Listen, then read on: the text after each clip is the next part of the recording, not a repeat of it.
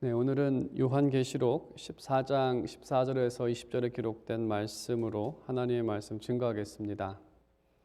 학교에서 한 과목을 이수하거나 자격증을 따게 될 때에 마지막에는 이 시험이 있습니다.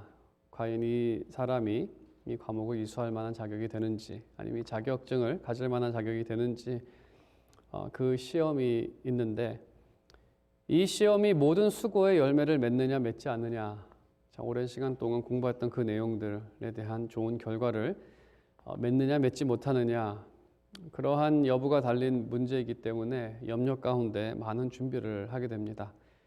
원하지 않는 결과를 갖지 않을까 두려운 마음으로 준비하기도 합니다. 이러한 생각이 또 역사의 마지막에 이 최종 심판을 준비하는 사람들의 마음 가운데 혹이나 하는 그 생각 가운데 염려가 발생하기도 합니다. 역사의 마지막에는 최종 심판이 있고, 최종 심판에 대한 묘사는 두려움을 유발하는 언어들을 사용하고 있습니다. 그 언어들, 그 묘사된 내용들이 참 무시무시하고 참 두렵기 때문에 마지막 심판에 대한 그러한 두려움이 발생하는 것은 자연스러운 현상이라고 생각합니다. 하지만 그리스도 안에 있는 사람들은 그리스도로 인해서 최종 심판을 두려워할 필요가 없습니다. 오늘은 그 사실을 우리가 본문을 통해서 알기를 원합니다.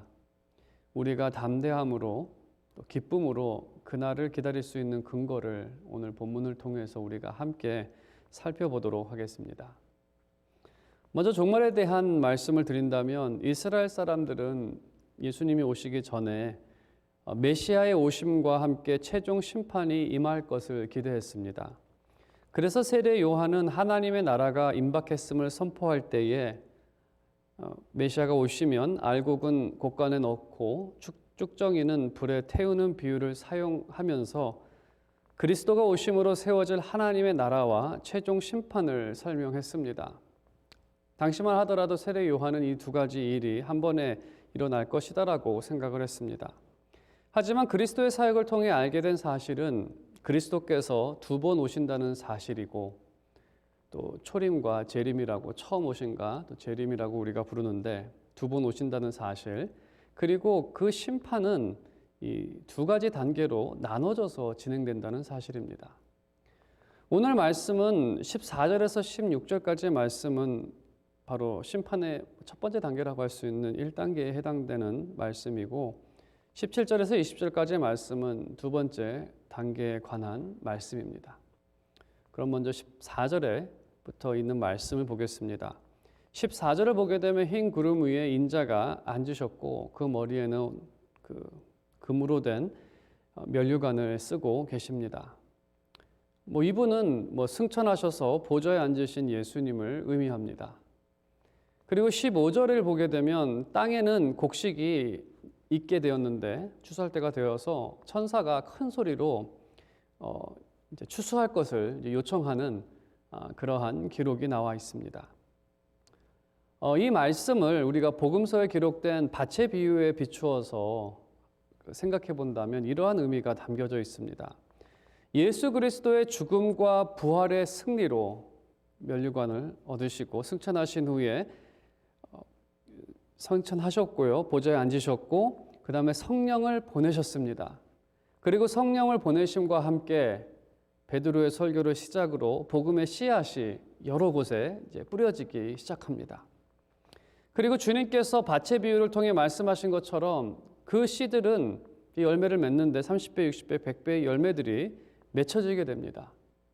14절과 15절의 내용은 이러한 의미가 함축되어 있습니다. 보좌에 앉으시니 또 익어가는 곡식들, 이렇게 곡식이 무르익었을 때 천사들은 추수를 요청합니다. 이 모습은 마치 추수의 주인에게 요청하여서 추수할 일꾼을 보내달라는, 추수할 때가 됐으니까 빨리 무언가를 해달라는 그런 요청과 같은 그러한 요청입니다. 그리고 16절에 주님께서 직접 추수하시는 장면을 묘사합니다. 이 16절의 사역은 현재 교회를 통해 하시는 주님의 사역입니다.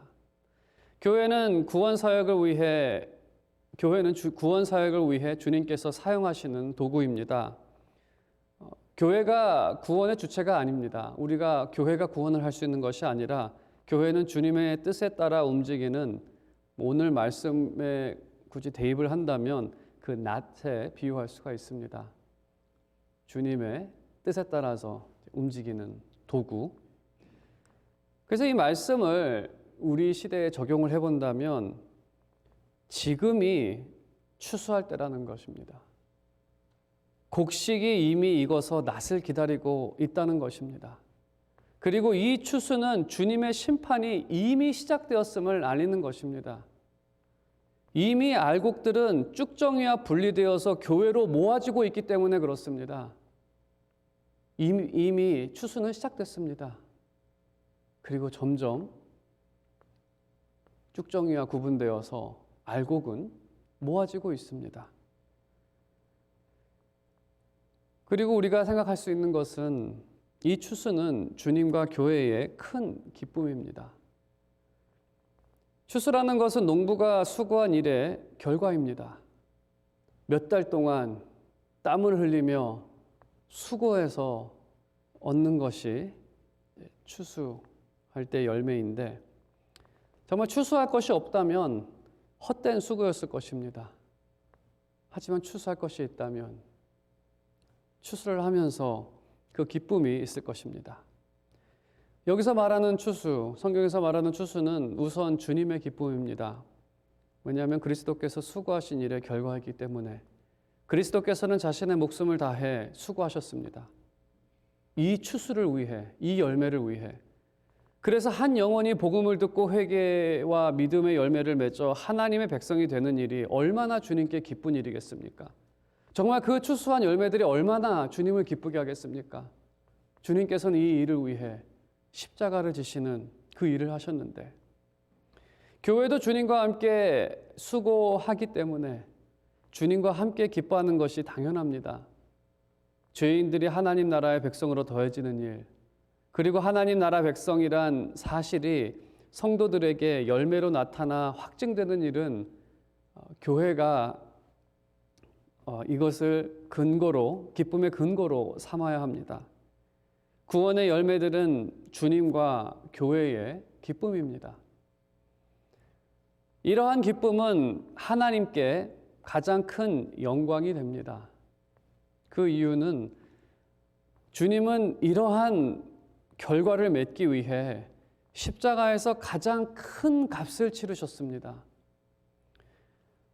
구원의 기쁨은 십자가의 사역을 귀한 것으로 여기는 것이고 정말 가치 있는 것으로 여기는 것이기 때문에 정말 하나님께서 너무나 수고하셨습니다. 너무나 귀한 일을 하셨습니다. 너무나 가치 있는 일을 우리에게 하셨습니다라는 그러한 간증이 담겨져 있기 때문에, 그래서 우리가 이 기쁨을 누릴 수 있습니다라고 얘기할 수 있기 때문에 그 구원의 기쁨은 하나님에 대한 찬양이기도 합니다.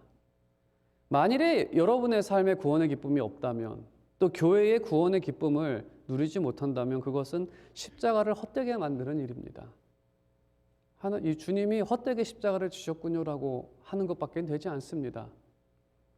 그렇기 때문에 교회에서 가장 지금까지 2000년 교회사 가운데 계속해서 전했던 것은 구원의 복음이었고, 또 한 죄인의 돌아옴의 그 기쁨은 누가복음에서도 한 아들의 돌아옴, 한 양의 찾음, 이러한 것이 다 기쁨의 표현들 아닙니까? 그래서 구원의 기쁨이 교회는 가장 중요한 기쁨이고, 또 늘 이 기쁨을 기억하며 잃지 말아야 합니다. 그 다음에 12절, 17절 이하를 보게 되면 심판을 굳이 두 단계로 나눈다면 이것은 이제 두 번째 단계에 해당되는, 그래서 1단계는 알곡을 모으는 것이고 두 번째 단계는 쭉정이를 불에 태우는 것이 됩니다. 죽은 자의 심판이죠. 산자와 죽은 자가 갈라지고 죽은 자의 심판인데, 쭉정이에 대한 말씀이고, 또 주님께서 말씀하신 가라지 비유를 생각했을 때 가라지를 이제 제거하는 그러한 일이기도 합니다.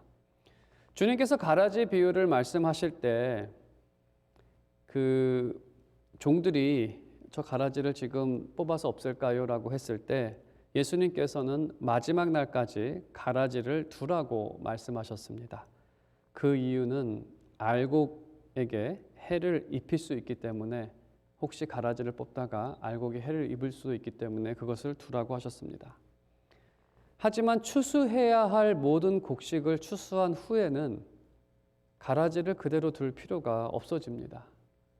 오히려 해가 되기 때문에 가라지는 없어져야 합니다. 그때가 언제인가? 그것은 모든 사람에게 복음이 전파되어서 구원받아야 할 백성이 모두 구원받아 하나님의 백성으로 회복된 날, 주님의 재림이 임할 것입니다. 더 이상 늦출 필요가 없으시죠. 이 교회가 세상과 이 분쟁하는 이 영적 전쟁 가운데 있는 이것을 끌 필요가 없는, 이제 구원받아야 할 사람이 다 구원받게 되었을 때, 알곡이 전부 다 채워지게 되었을 때 이제 주님의 재림이 있고 심판의 두 번째 단계가 시작이 됩니다. 바로 가라지를 없애는 일, 바로 쭉정이를 태우는 일입니다. 17절의 그 모습을 이렇게 묘사를 합니다. 천사들이 등장을 하는데 17절에서는 성전에서 한 천사가 나옵니다. 예리한 낫을 가졌고, 18절에서는 제단에서 천사가 나옵니다. 그 천사는 불을 다스리는 천사입니다. 제단에서 불을 다스린다는 것은 구약 시대에 제사를 드릴 때 그 토막을 낸 후에 그것을 다 태워서 하나님께 올렸습니다. 바로 그 태우는 일을 담당하는 천사라는 의미입니다. 제사와 연관이 있는 것이죠. 근데 이 구절을 자세히 보게 되면 전에 두 천사는 성전에서 나왔다라고 되어 있는데, 성전 15절에도 다른 천사가 성전으로부터 나와, 17절에도 또 다른 천사가 하늘에 있는 성전에서 나오는데, 18절에서만 다른 천사가 제단으로부터 나와. 그러니까 제단도 성전 안에 있기 때문에 그냥 성전에서 나왔다라고 해도 되는데, 여기서는 제단에서 나왔다라고 해서 다른 천사들과 구분해서 말합니다. 그럼 제단에서 나왔다라는 그 의미를 통해서 우리에게 전달하고자 하는, 암시하는 것이 무엇인가를 생각해 본다면, 요한계시록 6장에서 보게 되면 그 제단 아래에 순교자들이 있었습니다. 그리고 그 순교자들은 하나님께 공의를 구했습니다. 그들은 어떤 사람이냐면 이 바벨론, 여기서는 이제 타락한 세상을 상징하는데 바벨론의 폭력으로 죽임을 당했던 순교자들입니다. 그래서 이 제단으로부터 나왔다는 것은 이제 하나님 임하게 될 심판은 순교자들의 간구에 대한 응답이라는 것을 암시하고 있습니다. 그 다음 구절들이 이러한 해석에 대해서 더 보충으로 설명을 하는데요. 순교자들이 간구한 것은 하나님께서 공의를 보여달라는 것이었습니다. 그리고 포도주를 만드는 틀을 하나님의 진노로 묘사합니다. 이것도 14장 안에서 우리가 비교해서 생각해 본다면, 사람들에게 포도주를 먹인 바벨론이 포도주를 만드는 틀에서 벌을 받습니다. 이 말이 어떠한 원리를 담고 있냐면요, 전에 예수님께서 마태복음에서 칼을 가진 자는 칼로 망할 것이다라는 말씀을 하신 적이 있습니다. 칼을 가지고 폭력을 행하고 사람을 괴롭게 한 사람은 칼로 망할 것이다. 그러한 원리입니다.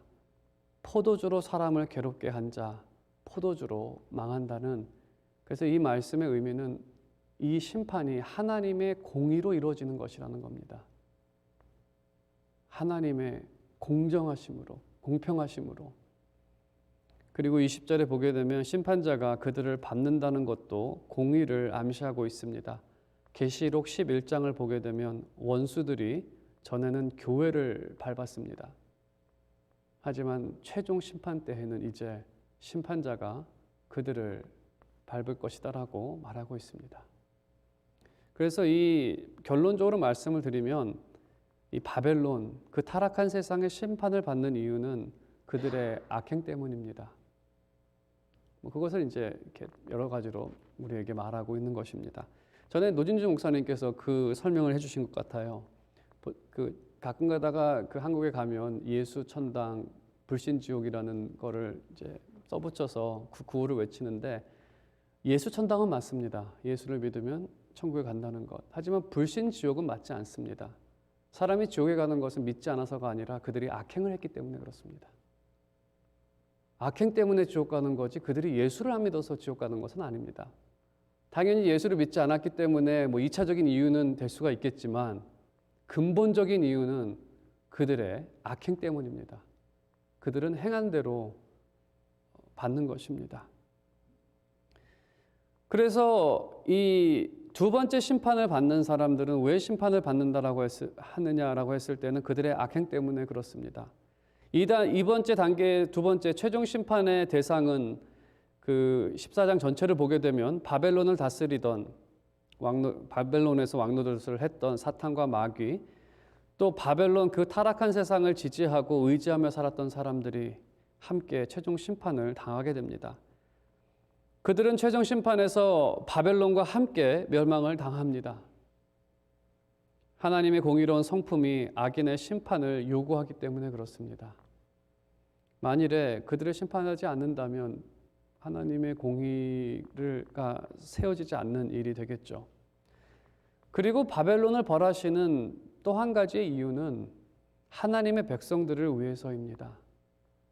더 이상 폭력이나 죄와 타락의 염려 없이 평안함으로 그들을 살게 하시기 위해. 이사야서 65장에서 묘사된 새하늘과 새 땅의 모습에서 이러한 기록이 있습니다. 그 모습을 풀어서 말씀을 드리면 그들이 일한 수고의 열매를 남들이 누리지 못하게 될 것이다. 수고한 사람이 모든 열매를 기쁨으로 누리게 될 것이다 라고 말하고 있습니다. 더 이상 악한 자에게 빼앗기지 않고 악한 일을 당해 누리지 못하는 일이 없을 거라는 겁니다. 질병 때문에 내가 수고한 일을 갖지 못하는 일도 없을 것이고 더 이상 질병이 없을 것이기 때문에 내가 일한 것을 남이 뺏어가지도 않을 것이고, 왜냐하면 그때에는 악인이 없을 것이기 때문에 이러한 나라를 주시기 위해 가라지는 없어져야 하는, 그래서 하나님께서 이제 이 최종 심판을, 그 마지막 심판을 통해서 이러한 모든 것들을 없애십니다. 이제 우리가 이 마지막 심판을 생각해 보면서 우리의 구원을 생각해 보도록 하겠습니다. 철로역정을 보게 되면 철로역정이 처음 살았던 도시의 이름은 멸망의 도시입니다. 우리도 멸망의 도시에서 태어나 마귀의 자녀로 살았던 사람들입니다. 그래서 그 멸망할 도시와 함께 심판받아 죽을 수밖에 없었던 사람들이었습니다. 하지만 우리가 마셔야 할 진노의 잔을 그리스도께서 대신 마셨습니다. 포도가 포도주 틀에 눌리듯 주님의 몸은 찢기고 피를 전부 흘리셨습니다.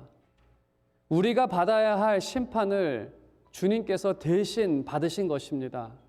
오늘 여기서 묘사된 그 최종 심판의 모습, 포도주 틀에 포도가 눌리면서 그 피가 전부 다 흘러갔다는 것은 우리가 그 모습을 보면서 예수 그리스도께서 우리를 대신하여 당하신 하나님의 진노를 우리가 다시 한번 생각하게 됩니다. 우리의 죄는 그렇게 이미 십자가에 못 박혔습니다. 우리는 십자가에서 그리스도와 함께 죽었고 그리스도와 함께 부활의 생명을 갖게 된 것입니다. 그래서 갈라디아서 2장 20절에서는 이렇게 말하고 있습니다. 사도 바울의 고백입니다. 내가 그리스도와 함께 십자가에 못 박혔나니 그런즉 이제는 내가 사는 것이 아니요 오직 내 안에 그리스도께서 사시는 것이라. 이제 내가 육체 가운데 사는 것은 나를 사랑하사 나를 위하여 자기 자신을 버리신 하나님의 아들을 믿는 믿음 안에서 사는 것이라. 이 말씀은 의미는 왜 우리가 두 번째 심판에 이르지 않는지, 왜 우리가 더 이상 심판을 받지 않는지 아해. 왜냐하면 우리는 이미 이 두 번째 심판마저도 지나갔기 때문에 그렇습니다. 그리스도께서 우리를 대신하여서 이 진노를 당하셨기 때문에. 예수님께서는 이렇게 말씀을 하셨습니다. 내가 진실로 진실로 너희에게 이르노니 내 말을 듣고 또 나 보내신 이를 믿는 자는 영생을 얻었고 심판에 이르지 아니하나니 사망에서 생명으로 옮겼느니라. 여러분들에게는 심판이 임하지 않습니다. 처음에 제가 마지막에 심판이 있다라고 말씀을 드렸지만 여러분은 이미 그리스도와 함께 그 심판을 받았고 그 심판을 이기신 분들입니다. 그래서 여러분들에게는 더 이상 심판이 남아있지 않습니다. 이미 첫 번째 심판에서 하나님께서 의롭다 칭하셔서 여러분들을 알곡으로 따로 모아 두셨습니다. 그리스도 안에서 우리는 이미 심판을 받아 우리의 죄가 십자가에 못 박혔기 때문에 더 이상 심판에 이르지 않는다는 것. 그래서 우리는 우리의 이 악행과 참 이 부족한 가운데에서도 내가 이래서 과연이라는 생각을 하면서도 우리의 눈을 들어 다시 한번 십자가를 바라볼 때 그래서 주님께서 나를 위해 돌아가셨구나. 우리는 십자가를 바라보면서 위로를 얻고 십자가로 인해서 하나님 나라에 대한 소망과 또 그날을 기쁨으로 바라볼 수 있습니다. 오늘 말씀의 결론을 맺겠습니다. 심판은 이미 시작되었습니다. 그 증거는 교회를 통한 구원받는 자를 모으시는 주님의 사역입니다. 죄인들이 주께 돌아오는 추수는 기쁜 일입니다. 이 기쁨이 교회와 성도의 최고의 기쁨이 되어야 합니다. 그리고 이 기쁨은 주님을 높이는 찬양입니다. 그리고 때가 차게 되면 알곡들은 전부 모아질 것입니다. 그리고 그날 죽은 자에 대한 비유에서 말하는 가라지와 쭉정이의 심판이 시작됩니다. 그들이 심판을 받는 것은 그들의 행위가 악했기 때문입니다. 그들이 심판을 받으면 하나님 나라의 백성들을 위협했던 모든 악한 것들은 없어질 것입니다. 그리고 그 백성은 평안 가운데 영원히 살 것입니다. 마지막으로 교회가 심판의 두려움 없이 기쁨으로 최종 심판을 기다릴 수 있는 이유는 그들이 그리스도 안에 있기 때문입니다.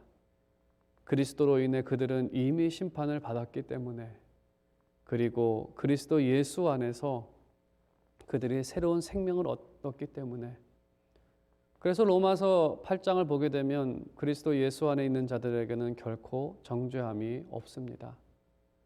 그들이 정죄받을 죄가 없다는 의미입니다. 여러분께서 이 사실을 믿음으로 그날을 소망하며 기쁨으로 기다리며 하나님께 찬양하는 그러한 복된 여러분의 삶이 되시길 주님의 이름으로 축원드립니다.